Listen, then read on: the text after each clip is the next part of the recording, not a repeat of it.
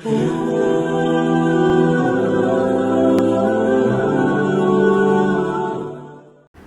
باللہ من الشیطان الرجیم، بسم اللہ الرحمن الرحیم، الحمدللہ رب العالمین، والصلاۃ والسلام علی سید الانبیاء والمرسلین۔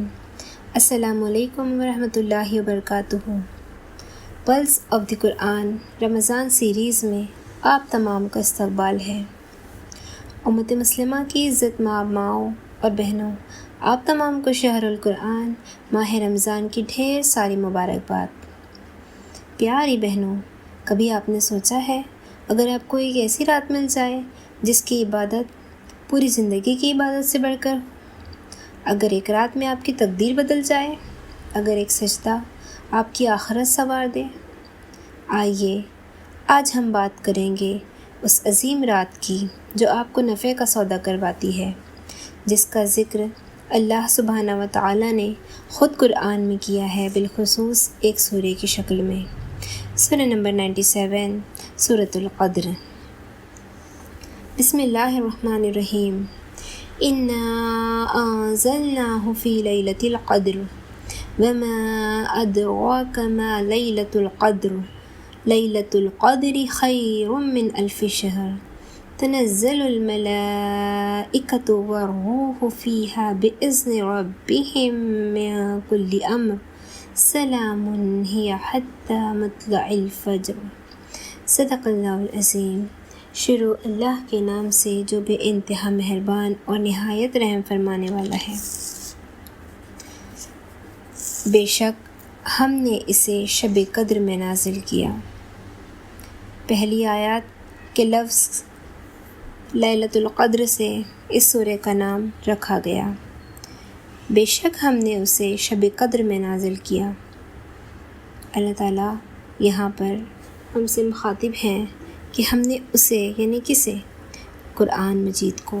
یہاں اللہ نے قرآن کو اسم ظاہر کی بجائے ضمیر سے اس کا ذکر کیا ہے، کہا ہے بے شک ہم نے اسے یعنی قرآن کو لیلۃ القدر، قدر والی رات میں نازل کیا۔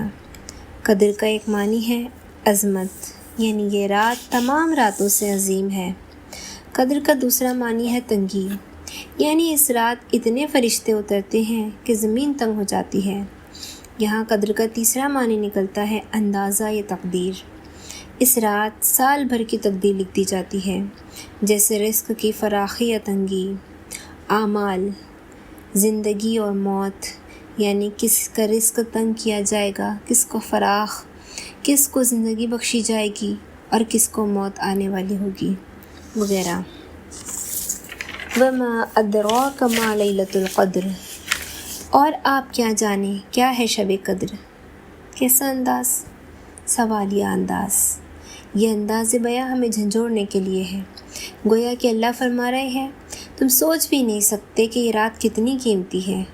جب کسی چیز کی اہمیت دکھانی ہو تو مخاطب سامنے والے سے سوالیہ انداز میں بات کرتا ہے، یعنی یہاں پہ آئس بریکنگ کا کام ہوتا ہے۔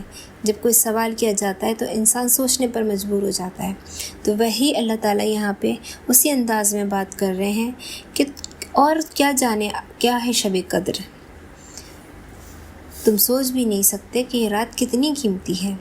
کتنی قیمتی ہے تو اللہ سبحانہ وتعالیٰ آگے فرما رہے ہیں یہ رات 1000 مہینوں سے بہتر ہے۔ 1000 مہینے تقریباً 83 ایئرس۔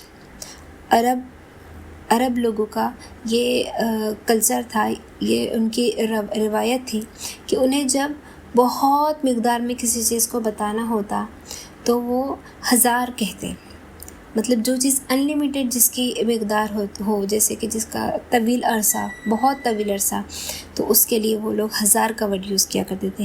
تو اللہ سبحانہ و تعالیٰ نے اسی لیے کہا ہے کہ یہ انلیمیٹڈ اس کی جو قیمت ہے وہ ہے کہ یہ رات 1000 مہینوں سے بہتر ہے۔ ایک انسان، آج کی بات بتاتے ہیں کہ ہمارے معاشرے میں ایک انسان عموماً 60 سال جیتا ہے، اگر اس سے زیادہ جی بھی لیا تو وہ عبادت کے قابل نہیں رہتا۔ مطلب یہ کہ اگر ہم اس رات کو پالیں تو اپنی پوری عمر سے زیادہ عبادت کا اجر ہمیں مل سکتا ہے۔ سبحان اللہ، یہ اللہ کی کتنی بڑی رحمت ہے۔ ہم کمزور ہیں، ہماری عمریں چھوٹی ہیں، مگر اللہ کا فضل بہت بڑا ہے۔ نبی کریم صلی اللہ علیہ وسلم نے فرمایا کہ لیلۃ القدر کو آخری عشرے کی 5 طاق راتوں میں تلاش کرو۔ اتنی اہم اور بابرکت رات کے مخفی ہونے میں کیا حکمت ہے؟ تو اس میں کئی حکمتیں ہیں۔ قبولیت دعا کی گھڑی کی طرح اس رات کو بھی مخفی رکھا گیا ہے۔ اگر اسے مخفی نہ رکھا جاتا تو عمل کی راہ مسدود ہو جاتی اور اسی رات کے عمل پر اکتفا کر لیا جاتا، کیونکہ ہم انسان آسانی تلاش کرتے ہیں۔ اگر ہمیں بتا دیا جاتا کہ فلاں رات لیلۃ القدر ہے تو ہم کیا کرتے؟ ہم فقط ایک رات ہماری پوری زندگی کی محنت لگا دیتے، جاگ کر عبادتیں کر کر، لیکن اپنا زندگی کا بقیہ حصہ، رمضان کے باقی کے 29 دن 29 راتیں ہم کیا کرتے ہیں؟ اپنے دین، اپنی دنیاوی زندگی میں مشغول رہتے۔ اسی لیے یہ اللہ کی حکمت ہے کہ اللہ نے ہمیں آزمانے کے لیے ہم سے کہا ہے کہ تم تلاش کرو۔ آگے اللہ تعالیٰ فرماتے ہیں تنزل الملائکۃ والروح فیہا بإذن ربہم من کل امر۔ اس رات میں اترتے ہیں فرشتے اور روح اپنے رب کے حکم سے ہر کام کے لیے۔ اس میں لفظ روح سے مراد جبرائیل امین ہے، جن کی قدر و منزلت کی وجہ سے ان کا علیحدہ ذکر کیا گیا ہے۔ ہم سبھی جانتے ہیں کہ جبرائیل علیہ السلام کو ہمیشہ سے اللہ ایک اسپیشل مشن دیا کرتے تھے، جیسے وحی کا نزول تو حضرت جبرائیل علیہ السلام لے کر آتے تھے۔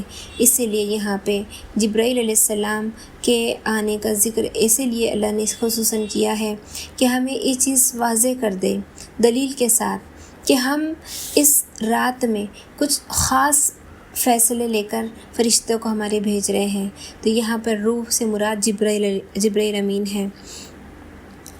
اس رات میں فرشتے اتنی کثیر تعداد میں نازل ہوتے ہیں جن سے ساری زمین بھر جاتی ہے، اور ہر کام سے مراد انسانوں کی تقدیریں ہیں جو اس رات طے کی جاتی ہیں، یعنی ملائکہ اور جبرائیل علیہ السلام اللہ کے حکم سے ہر امر کے متعلق جو آئندہ سال میں ہونے کا فیصلہ ہو چکا ہوتا ہے وہ لے کر زمین پر اترتے ہیں۔ سلام ہی حتی مطلع الفجر، سراسر سلامتی ہے یہ رات طلوع فجر تک۔ لیلۃ القدر کی یہ رات مغرب سے فجر تک سلام اور سلامتی ہی ہے اور خیر ہی خیر ہے، اس میں شر کا نام نہیں۔ اہل ایمان شیطان کے شر اور ہر قسم کے فتنے سے سلامت رہتے ہیں اور اپنے دلوں میں عجب قسم کا اطمینان و سکون اور سلامتی محسوس کرتے ہیں۔ اس رات کا جو سورج طلوع ہوتا ہے اس کی شعاؤں میں بھی تیزی نہیں پائی جاتی۔ جو فرشتے اس رات زمین پر اترتے ہیں وہ ساری رات اللہ کی عبادت کرنے والوں کے لیے امن و سلامتی کی دعائیں کرتے ہیں، دلوں میں سکون، فضا میں رحمت اور ہر طرف امن۔ یہ رات ہمیں موقع دیتی ہے کہ ہم اپنے رب کے قریب ہو جائیں۔ شب قدر میں کیا کریں؟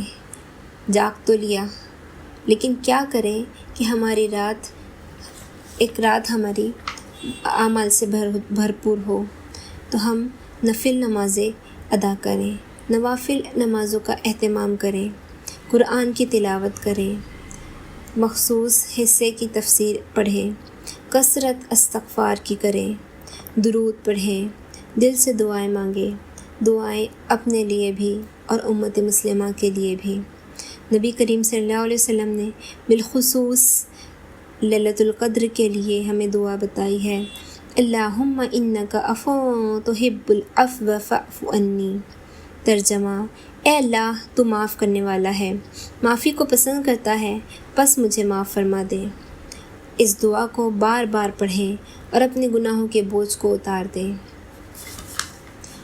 یہ ہمارے لیے ایک موقع ہے کہ ہم اس رات میں اپنی بخشش کروا سکتے ہیں۔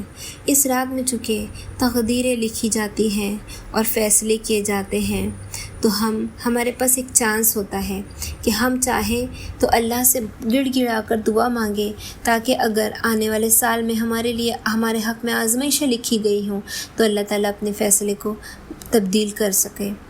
اس لیے اس کے لیے ہم کو یہ دعا اللہ کے رسول نے سکھائی ہے کہ اللہ معاف کرنے والا ہے اور معافی کو پسند کرتا ہے، تو ہم بھی اپنے گناہوں سے معافی مانگ لیں۔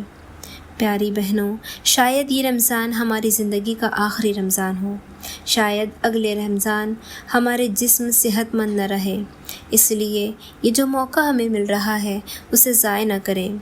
یہ صرف ایک رات نہیں، یہ موقع ہے معافی کا اور ایک نئی زندگی اور نئی شروعات کا۔ جزاک اللہ خیراً کثیرا۔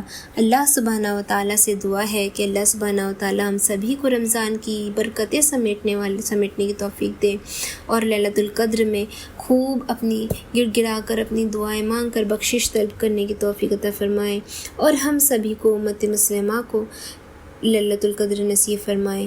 وآخر دعوانا ان الحمد للہ رب العالمین۔ السلام علیکم ورحمۃ اللہ وبرکاتہ۔